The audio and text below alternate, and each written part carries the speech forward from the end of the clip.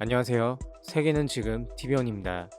오늘은 산유국의 꿈을 이룰 수 있을지도 모를 이곳을 빼앗기게 될지도 모르는 이유란 주제에 관해서 이야기해 보도록 하겠습니다. 2018년 기준 우리나라의 국가 예산은 약 429조 원이었습니다. 10년이면 4,290조 원인데 약 5,800조 원 가치의 자원이 우리나라 땅에 매장되어 있을 수 있다는 사실, 바로 칠광구에 관한 소식입니다. 칠광구는 1970년 5월 우리나라가 먼저 개발하고 영유권을 선포했습니다만 일본의 반대에 부딪혔고 결국 1978년 한일 양국은 칠광구를 공동 개발한다는 조약을 맺습니다. 석유가 나오면 반씩 나누자는 내용인데, 바로 이 당시의 한국에는 탐사 기술도 자본도 부족했기 때문에 한국은 어쩔 수 없이 이 제안을 받아들입니다. 이때부터 칠광구는 JDG 한일 공동개발구역으로 바뀌었습니다. 이후 칠광구는 한일 공동개발구역이 되었는데 몇 번 공동으로 개발을 진행했고 실제로 적은 양이기는 했지만 석유와 가스가 발견되기도 했습니다. 온 국민이 산유국의 꿈으로 가득 차 있을 때 다시 이 나라가 등장합니다. 가깝지만 먼 나라 일본입니다. 바로 일본 측에서 계속 탐사를 중단해 한국이 단독으로 진행할 수 없는 상황이 되어버린 것입니다. 이유는 한일 양국이 맺은 협정에 의해 탐사나 개발은 양국의 동의가 모두 필요하기 때문입니다. 일본이 표면적으로 내세운 이유는 경제성이 없다는 것이었지만 진짜 속셈은 따로 있었습니다. 바로 1982년 유엔 국제해양법이 새로 채택됨에 따라 200해리 배타적 경제수역이라는 개념이 생긴 것인데, 이로 인해 칠광구의 90% 이상이 일본 영토로 포함되어 버린 것입니다. 바로 이 사진처럼 되어버린 것이죠. 1978년 맺은 한일 조약은 50년 동안만 효력이 있는 조약이므로 2028년, 즉 앞으로 8년 뒤에 종료되는데 8년만 기다리면 혼자 다 먹을 수 있다는 생각에 개발을 미루고 있는 것입니다. 그래서 우리 정부가 마지막 승부수를 띄운 거라 생각되는데, 한국의 외교부가 지난달 일본 외무성에 한국이 개발을 시작하겠다는 입장을 전했고 일본의 응답을 기다리는 중입니다만, 과거 전례로 봤을 때 일본이 동의할 가능성은 적어 보입니다. 그럼에도 우리 정부는 전략을 세우고 있을 것이라고 믿고 있습니다만, 한국이 단독으로 개발을 강행하는 건 좋은 방법이 아니라는 분석이 나옵니다. 바로 한국이 먼저 조약을 깼다는 빌미를 줄 수 있기 때문입니다. 이 내용이 아마 일본이 가장 원하는 바가 아닐까 하는 생각이 듭니다. 그러면 다시 일본은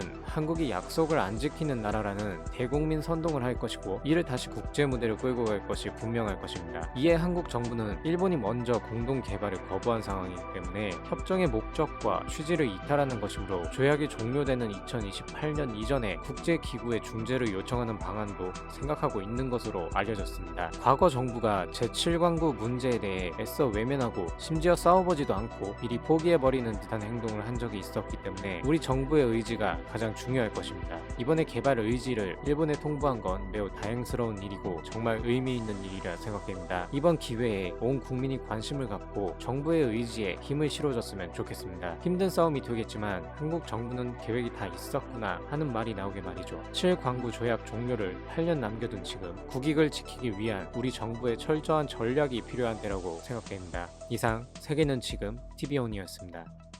감사합니다.